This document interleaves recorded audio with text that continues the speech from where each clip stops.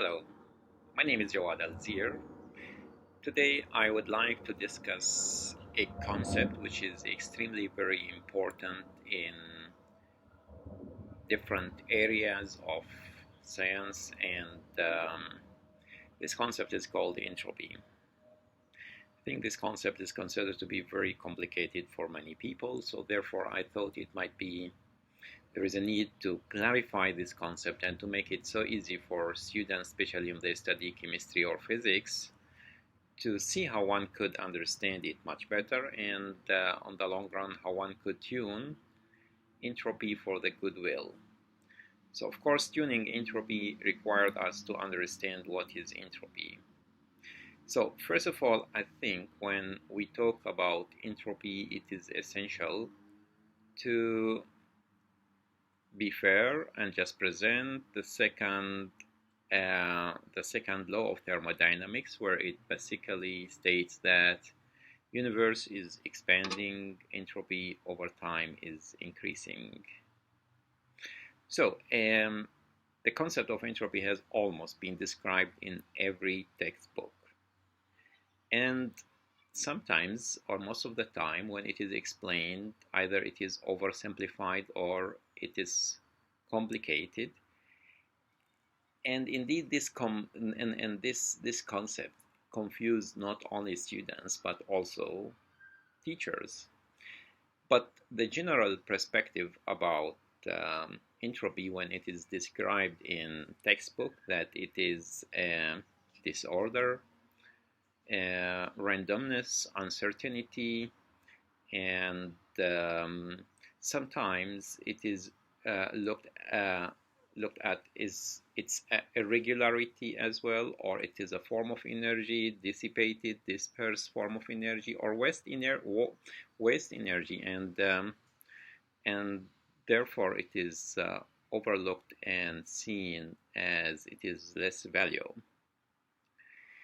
Usually teachers, when they want to explain the concept of entropy for the students, they try to simplify it by just bringing the example of that tidy room. Now in this room, usually when it is clean, well organized, it has less entropy. And now if you bring a child for half an hour, you come back, then the room becomes messy. And this messiness can be translated into high disorder, which also means high entropy. Now this is the description at the macroscopic level.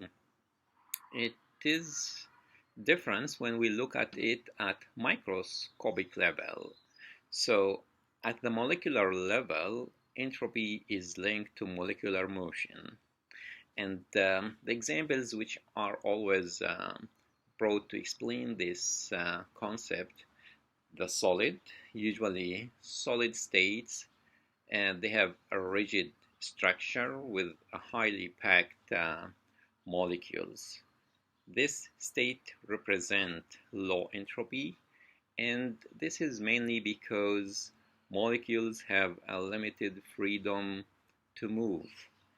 And then this freedom is slightly increased when we go to liquid state. So in liquid state, it is considered to have more entropy, and this is mainly because molecules, or the space between molecules, now is larger, and then molecules can vibrate, rotate, and more freely. And then of course entropy goes to maximum peak when we go to gas state, where molecules can move in all directions freely with a vast space between molecules. So this creates a lot of possibilities or arrangements of the molecules. So in reality, this increased the number of microstates, and by increasing the number of microstates, we increase disorder, which can be translated into high entropy. So I think this is the first step, just to introduce what usually it is known in the textbook. In the next video, I would like to talk about the concept of entropy in the context of chemical reaction.